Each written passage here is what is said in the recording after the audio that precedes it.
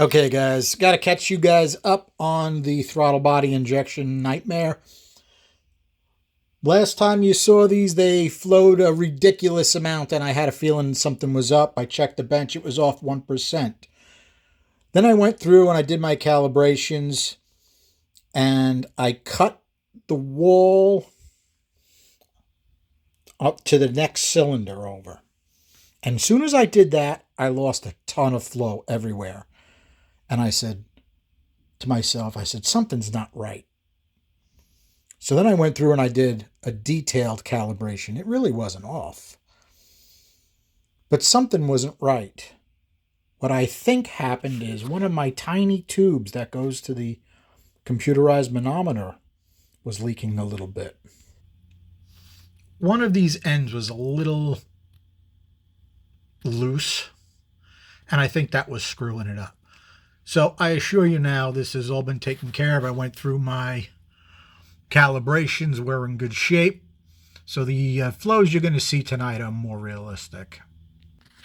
Reason I'm showing you the clay radius, which doesn't look nearly as nice as the clay radius I had when this bolt hole was closed, is now I have to open it so we can get air this way. And I flow it with a bolt in it with some clay around it. Hopefully it seals fairly well. Now, why would I go through that trouble? Because it's going to flow differently going through here, right, than through that open hole. It changes direction considerably.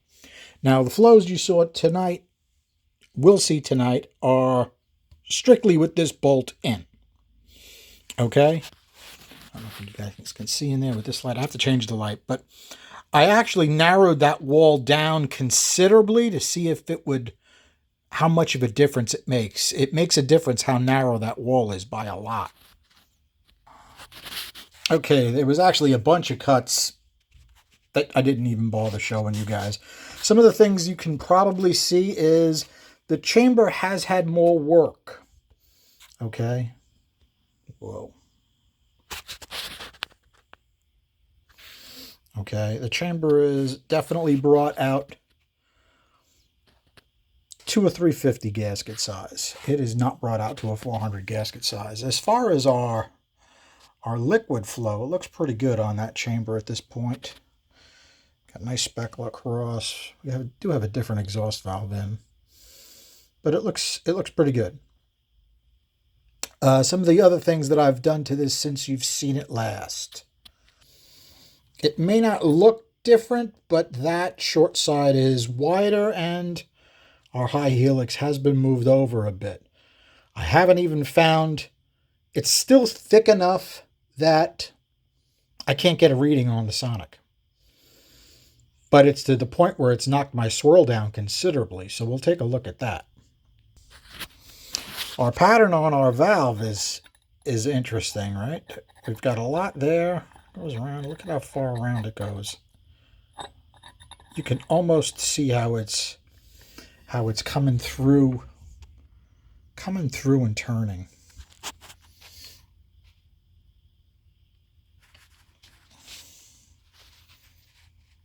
I'm going to say that's the farthest left we've had blue to date,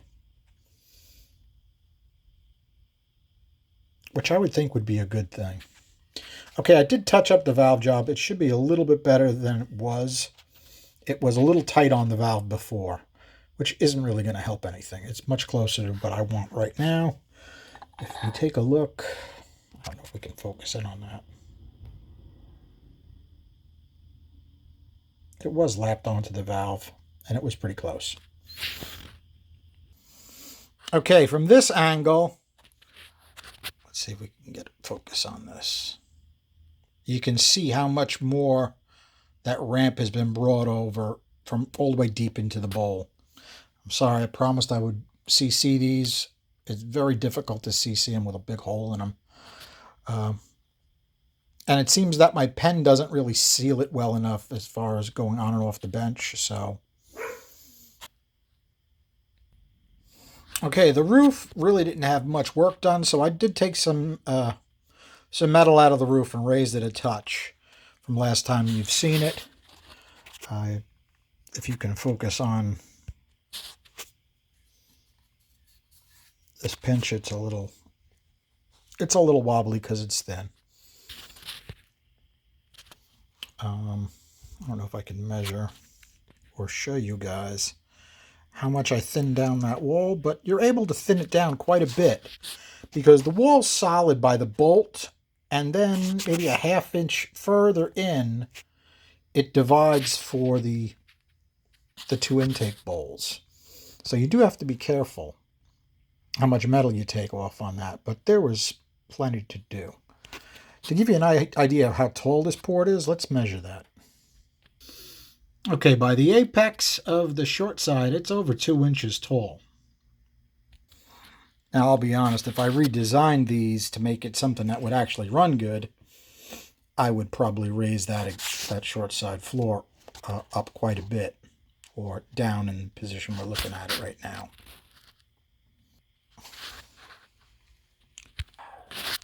Sorry guys, pause button got me again. I have no idea where I left off. So what can I say? If I redesigned this from scratch, I would have put a much taller short side radius in it. And I would have made it so we can get more area on that short side. But when we take a look at our flows and our swirls, we're almost where we got to be. Well, it's not the swirl. The flows are not what they were last time you saw them. We'll get into that. Okay, let's see if we can see in here what we got. It may not look different, but it's had quite a bit of more work since last time you guys have seen it. And it looks like I can move that swirl helix over some more and make our short side even bigger.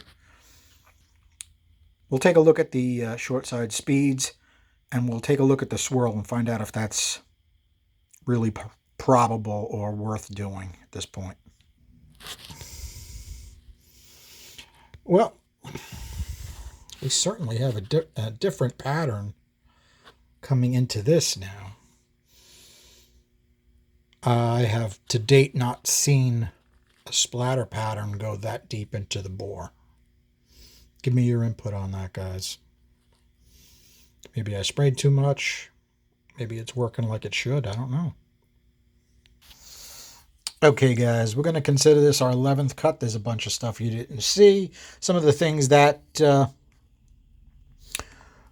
we did do was we thinned the wall. We did a better valve job, 2055. We cut the opposite port open. Actually, that was done before. That's on the sheet underneath. That was a huge step in the opposite direction. Let me get you a number on that. Okay, here we're almost 280. After I cut that divided wall, it went down to 263. Okay, so let's see how we did.